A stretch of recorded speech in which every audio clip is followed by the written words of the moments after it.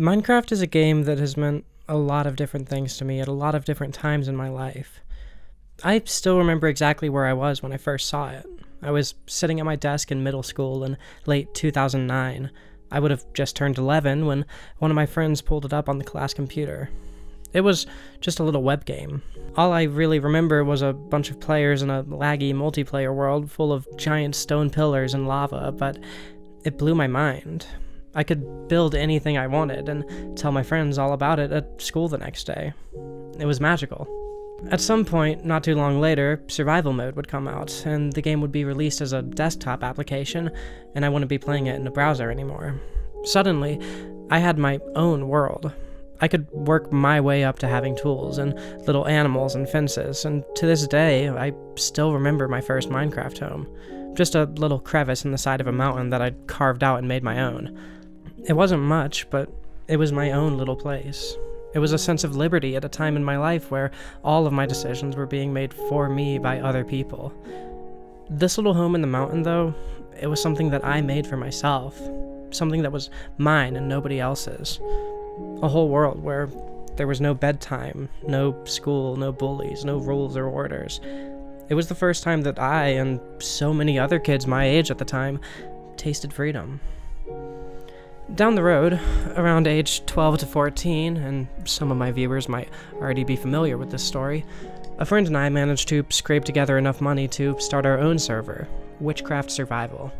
It was a pretty vanilla server. We had player-owned chests and a simple anti-griefing plugin that would let us roll back individual chunks. If someone was breaking the rules, we'd teleport them to this huge arena we built where they'd fight zombies for our amusement. I remember one time my partner was editing a CFG file for a server plugin, just changing a couple variables in a text document really, when I overheard his dad walk in through the Skype call and yell, "Andrew, are you setting up a virus?" And Andrew got grounded for a month. Other than little hiccups like that though, we actually managed to find some success. We had plenty of active users and donations to keep the server running.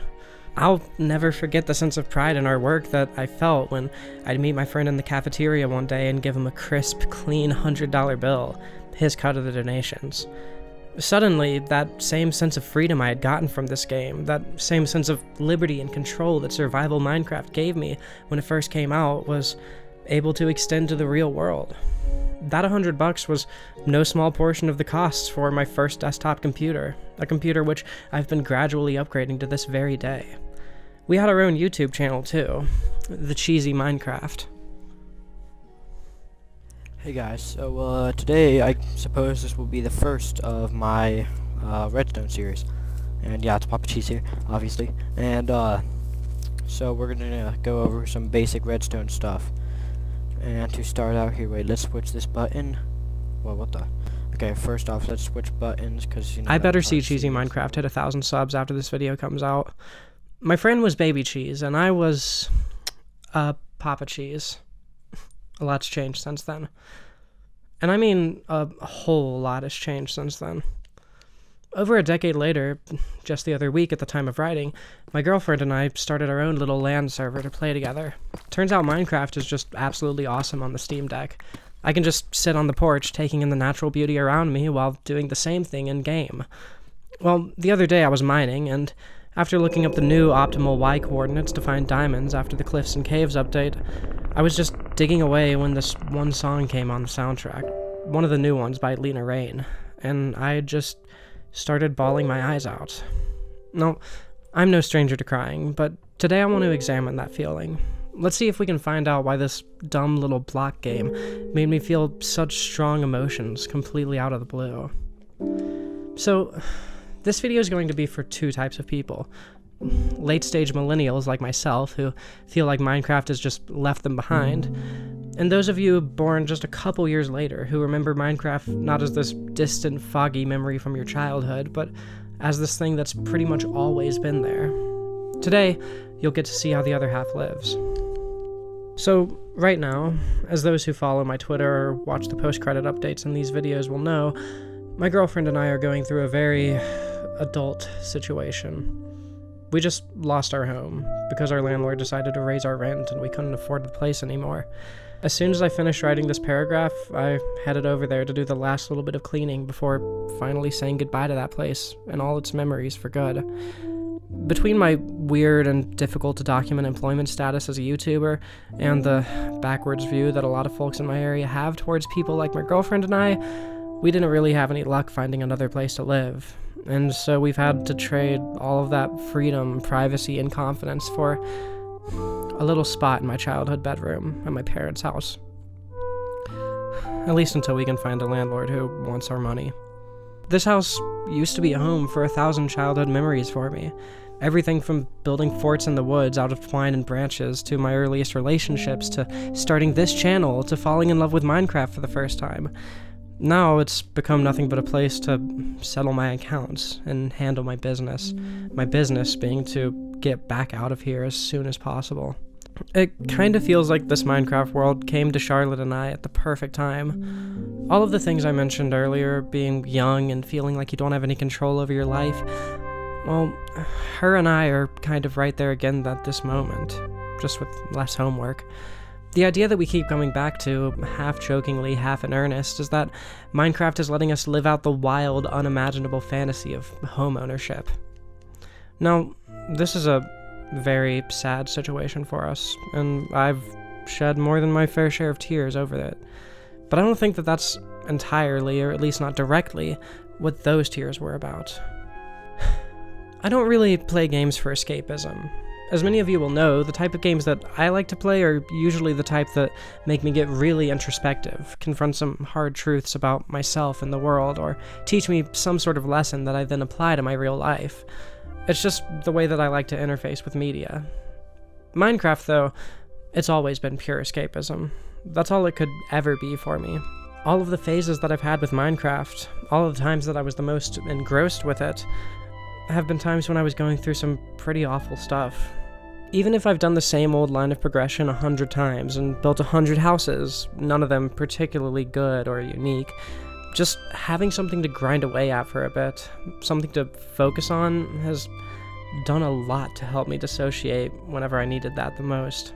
These days, about once a year, whenever me and my friends decide we should start a Minecraft world, we all know that it's gonna disappear someday, and that we won't do everything we initially wanted to with it.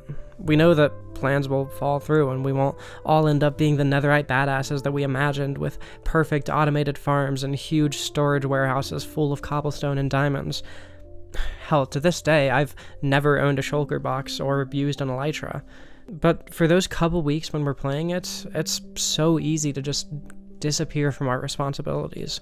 We stay up a little bit later than we should. We put off some chores. We all get a little bit less productive, but those breaks from reality have been so important to my mental health at a bunch of different points in my life. This time, though, I couldn't help but face the reality of that petty, fragile escapism. In my time spent on this Minecraft world, a lot of mental bandwidth has just been dedicated to those premonitions of doom.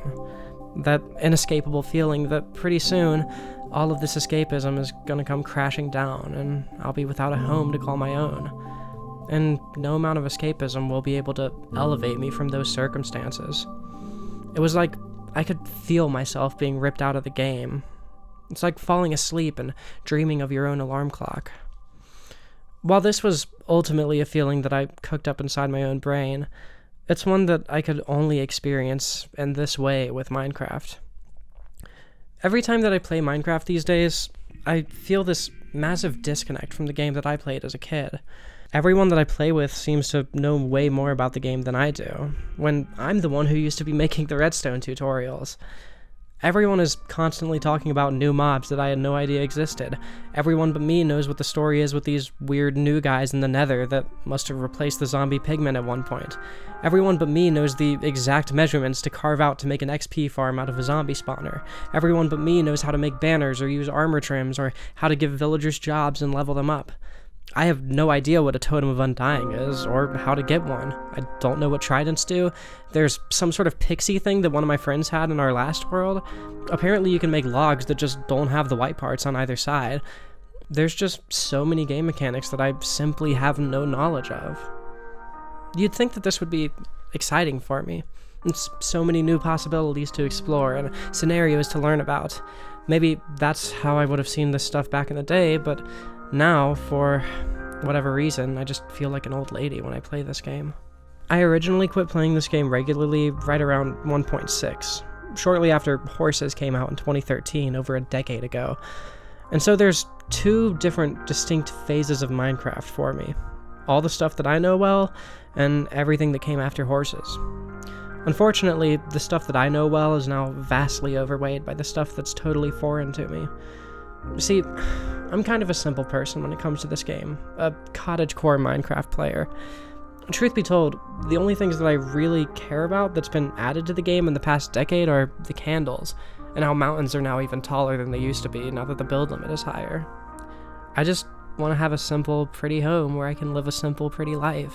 The most important thing for me to have in Minecraft isn't a diamond pickaxe or netherite or whatever.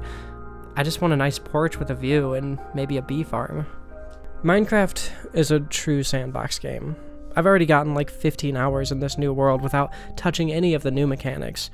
But what I've found is that I'm the only one who doesn't care about those things these days. Every time I start a server with my friends, I'm just going about my day, mining away and picking out a different palette of materials to use for my house, when I turn the corner and see one of my friends summoning lightning strikes with a trident, or making some weird new black armor that's apparently even better than diamond, or making these giant centerpieces of pure gold blocks that would give everyone in the area some sort of buff to their mining speed or something. They're making these complicated machines to mass-produce people so that they can be confined and traded with. Everyone is so far above me with their knowledge and techniques in this game. I just feel like I've been completely left in the dust sometimes. So I'm gonna do something that's a bit out of my comfort zone.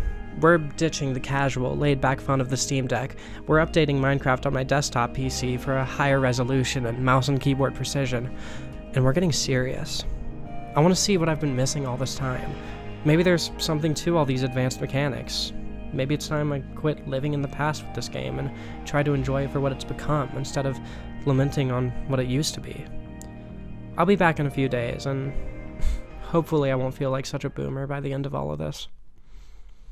You know, something that I haven't really talked about yet is that I've never been much of a fan of the adventure side of Minecraft. I feel like every time me and my friends play this game and talk about all the things that have changed since the last time we played, we always end up talking about this subtle shift in the direction that Minecraft is heading in. It used to be a totally open game with very few objectives to speak of. The objectives were basically just get a house, get diamond gear, enchant it, explore another fortress, kill the dragon. Nowadays, there's a lot more goals for the player. Sure, if you really get down to it, that core list of objectives still applies, but now there's so many new things to focus on. Train your villagers to have better trade, set up farms for 100 different types of animals and materials, destroy the Elder Guardians and the Ocean Monument, defeat the Wither, collect netherite, and all sorts of other armor trims from various structures around the world, explore Woodland Mansion in order to find a Totem of the Undying. Yeah, I did have to look up most of that stuff on the wiki. Sure, all of this stuff is optional, but its presence does, undeniably, bring the focus away from the core mechanics of Minecraft. Suddenly, the presentation of your house is a bit less important.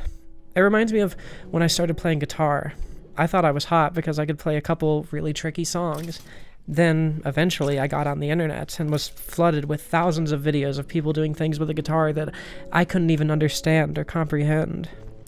Just knowing that these crazy mechanics are out there in Minecraft makes it a little bit harder to feel pride when I look at my little cabin or my sheep pen. The funny thing is that this has nothing to do with Minecraft itself. I'm sure 99% of this content has been a fantastic addition to the game. This feeling that I have really is just a symptom of the mass adoption of the internet. It's something I feel in a lot of games that I used to think I was good at these days. Anyways, what this all boils down to is that I've never really loved the adventure side of Minecraft. I don't really want to risk all of this nice equipment I've spent so long gathering. It gets really, really old when you just want to quit concentrating for a moment and suddenly you're plummeting into lava after spending 30 minutes slowly, cautiously navigating your way through a nether fortress to get blaze rods. Part of me would much rather have simply remained ignorant of the larger world and mechanics of Minecraft, so that I could just enjoy a nice, peaceful life on my farm. However, I held up my end of the bargain. I spent all of yesterday just grinding away at some of the more difficult, hostile corners of Minecraft's world, as if trying to prove something to myself. I'm really, really far out of my comfort zone with this. I've probably killed the Ender Dragon like twice ever, and all of that was over a decade ago. That said, I remember the ending to Minecraft being really weird. I don't exactly remember what it is. It's these two characters talking about the nature of your journey, and damn it, I'm dedicated to figuring out what, or at least remembering what that was all about, and experiencing it for myself again. Maybe even for the last time. So, after working with my girlfriend to get our cleric up to a high enough level to sell ender pearls, after mining for hours and hours to get us both full diamond sets of armor, and grinding away at our XP farm to get enough levels to start doing some serious enchanting, we set out, hopefully for the last time, to the Nether. We'd already built a bridge to this fortress, but every time we tried plundering it, we wound up falling into lava or something on our way back and losing all of our spoils. This time, though, it would be different.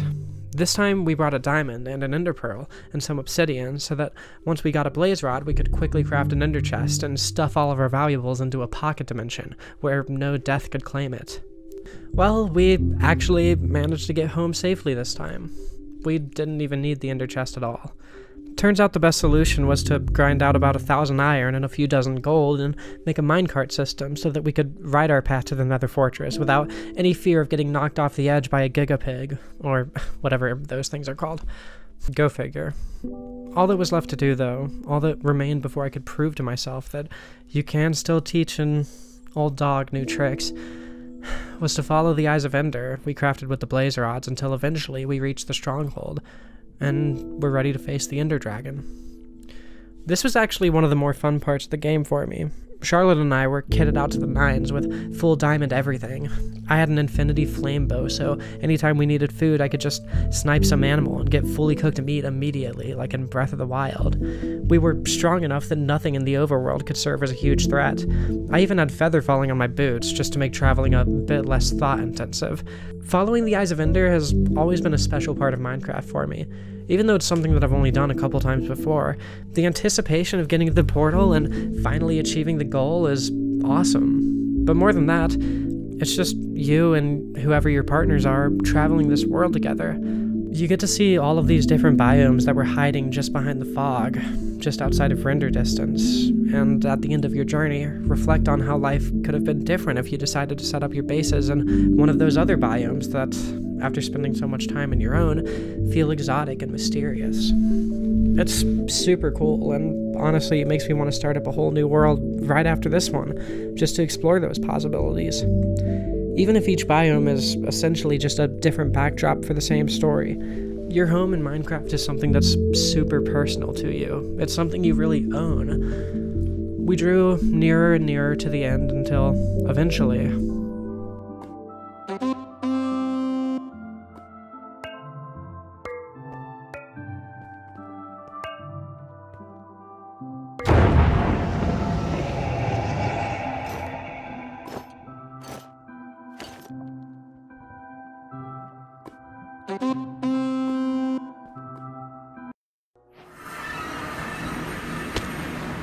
I'll be so honest, the road to this place sucked for the most part. It was a whole lot of mindless farming. Farming XP, farming diamonds, farming chickens for arrows. Then it was a whole lot of anxiety, just crossing my fingers knowing full well that I could easily lose everything I had worked for at a moment's notice if I just stood at the wrong place at the wrong time and fell to my death in the lava below. All it would take is one ghast fireball to destroy the bridge, and myself and all my equipment with it. It just wasn't really for me. Minecraft is at its best for me when I'm making my own story, not following a specific path that's been walked a million times by a million other players. I just want to fish, goddammit. But as I stood there, looking up at the dragon, seeing the shimmer of my sword in my hands, I couldn't help but feel a little bit prideful.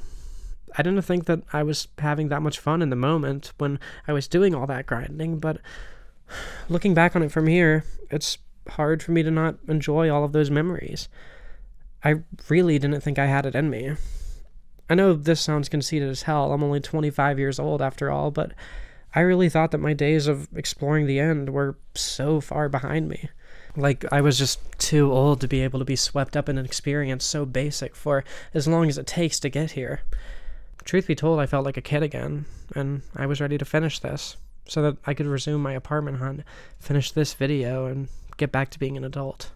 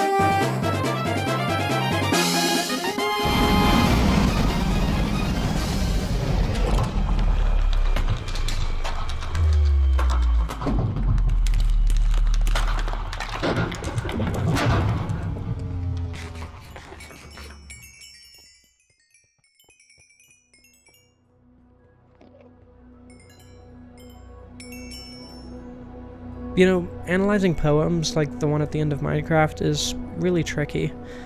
It doesn't lend itself to video essays super well. I could assume that you all have this poem memorized and just jump around to the parts that feel the most important, skipping over lots of context a less familiar viewer wouldn't be aware of. Or I could go line by line explaining everything, but that's essentially just rewriting the poem in a more boring and less thought-provoking way, dumbing it down. Instead, I'm just going to sum things up. These words were written about the game that I remember playing when I was younger. But like squidge, charcoal, or carrot on a stick, this poem feels more like a relic of the past than something that has much relevance or bearing at all towards Minecraft as it is today. Basically, the idea of the poem is that we all shape our own experiences in life. We choose to partake in certain perspectives or activities, experiences, and each of these things serve as ways of filtering the truth of reality into something more palatable for us.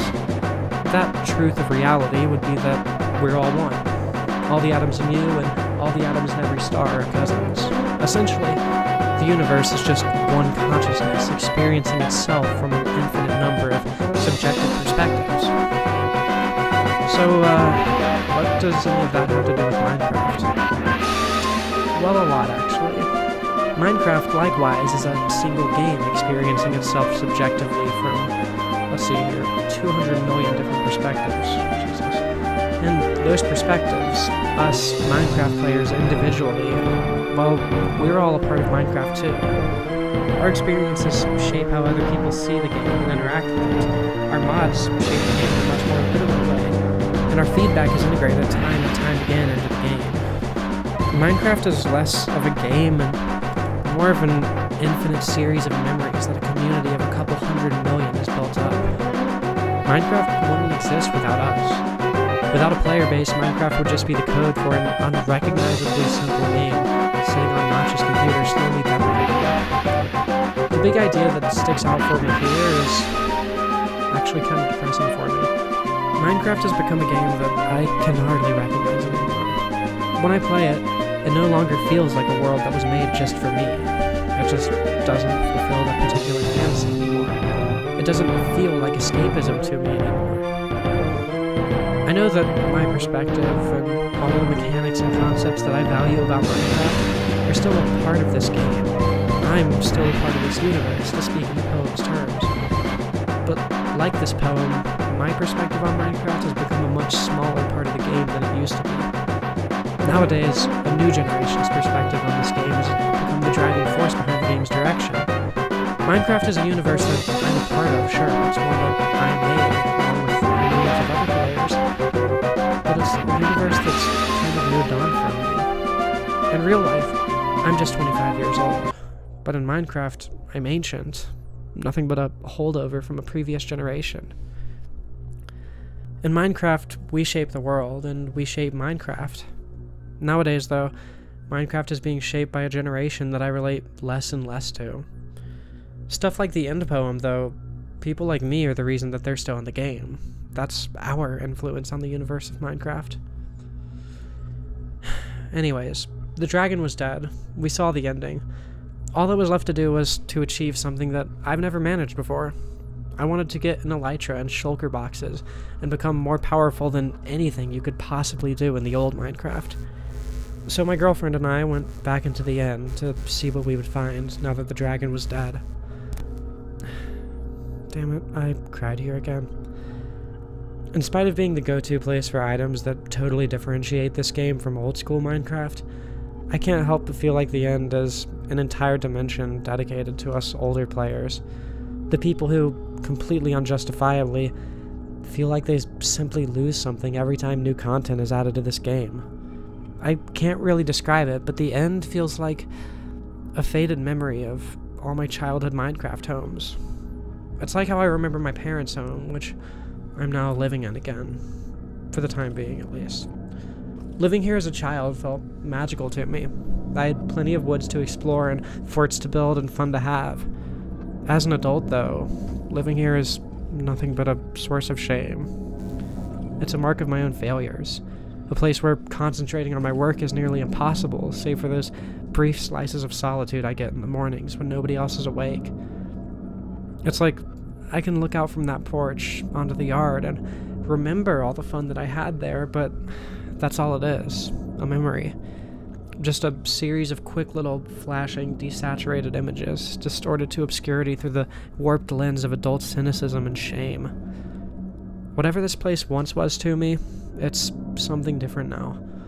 It's a memory that I can never recapture, just like Minecraft. Charlotte unfortunately died on our journey, and I was left all alone in the end, going from island to island, searching not desperately, but out of a sense of obligation for an elytra. Just myself, alone in a void of lost memories of magical worlds, each one so faded as to feel totally foreign to me. That's when the music kicked in. Like the tears that prompted this very video's creation, these tears, too, were brought on by the soundtrack. As if the game had been reading my mind all this time and it was able to perfectly respond to this feeling of longing that the end gave to me, as if Minecraft was aware that it was nothing but a faded memory that I could never recapture, much of the soundtrack of the end is these distorted, broken versions of the original Minecraft soundtrack, the music that scored so much of my childhood. The audio gets caught up in buffer loops, the playback skips, one of the speakers blows out. Take a listen.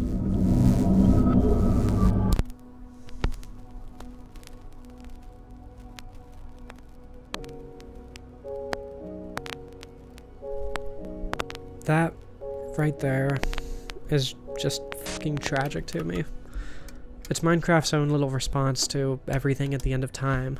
An album that also made me sob my eyes out with the fear of knowing that everything I've ever valued will someday be totally lost to me. That's what these tears were about.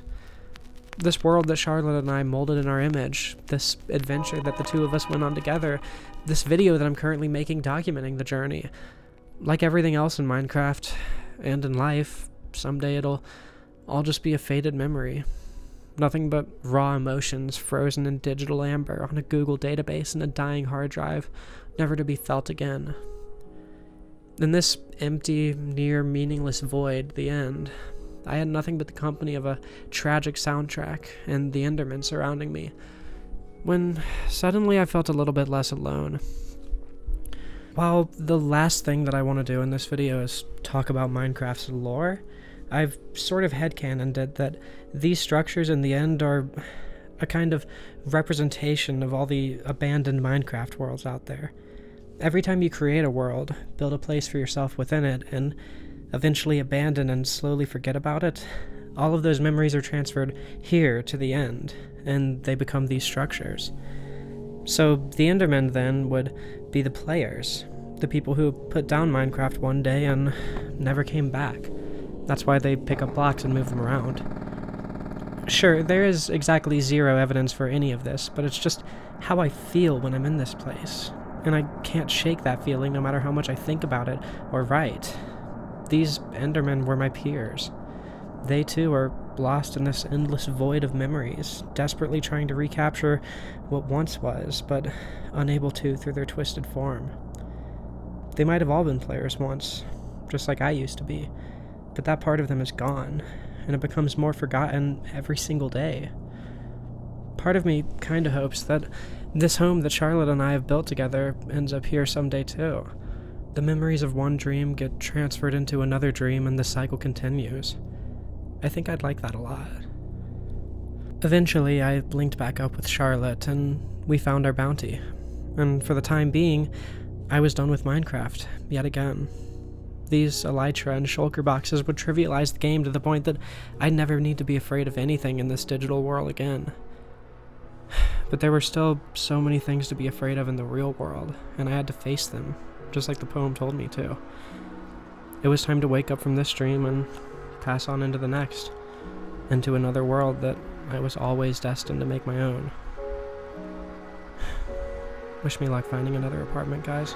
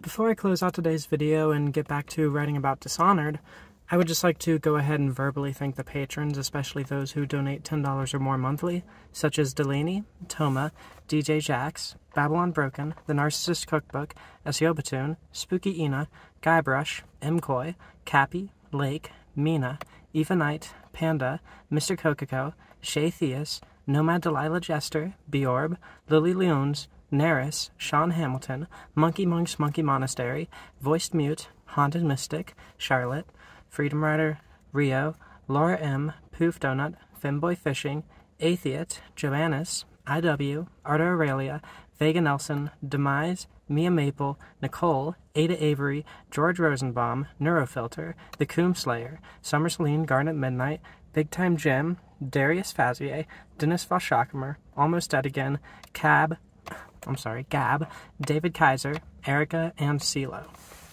I'm filming in my car this time, reading the patron list off of my laptop. The reason for that is that while I have a room that basically works as a set, the lighting wasn't super great in this video, but it works. What I don't have is a super great office right now. All the editing for this video was done in a cramped little bedroom that's just absolutely filled with crap. And I really didn't want to show it on camera because it's kind of shameful and awful. You can see I've still got some moving stuff for my car. Funnily enough, though, one thing I wanted to mention, obviously the subtext of this video was all about me sort of getting out of this Minecraft association and getting back to my apartment hunt. Literally, as soon as I finished recording the final sentence of this video, which was, wish me luck finding another apartment, guys, About 5 minutes later, I got hit up on something that might turn into an actual apartment for me. Well, that's not going to be till January, so I'm still going to be working under kind of crappy conditions for the next couple months. But we'll get by, it won't be that bad. Like I said in the video, it's mostly just hard to focus here because there's always some shit going on or someone interrupting me or something like that. Anything else? I guess just a little update about my work schedule. Y'all have probably noticed that even in spite of the move and all the awful shit I was talking about dealing with in this video that's been going on recently, I have been extremely prolific lately. I don't know how much of this stuff I said in the last video, Disco Elysium's post-credits scene, but I'm working about 48 hours a week, give or take, 3 8-hour shifts a day, 2 12-hour shifts a week. And I was never really working that much before, at least not since I was first starting out and, like, had all the free time in the world because I was still living with my parents, you know, initially, before ever moving out. And dedicating this much time to the channel feels really good. I feel like for, like, the last 2 years lately, it just feels like I haven't been living up to my potential and really, like, growing as a creator and pushing myself and doing as much as I could. A lot of just dealing with anxiety and depression, sort of making it difficult to maintain a consistent work schedule that's as active as it should have been. Last few months, though, I've been working on this new schedule, and I've been putting out so many videos. All of them I have been so proud of. And I just want to thank my girlfriend Charlotte for being the inspiration behind, like, at least the last 5 or 6 videos, all of which I think have been, like, some of the best stuff I've ever done, and all inspired by my time with her. And I want to thank her for helping me get to this new work schedule, because what I'm doing is I'm just syncing it up with her work schedule. And it's been really great for me. I'm waking up early in the morning every day and getting straight to work. I'm being super productive, and I feel really good about it. In spite of all the crap I'm dealing with right now, I feel really great about this channel. Even if it's not pulling in quite as much money as I would like, it's something that I'm super proud of right now. But it has been 4.5 minutes now. I need to quit rambling and let you go about your day. I will see you shortly in a video about Dishonored's art direction. Have a great week, everyone.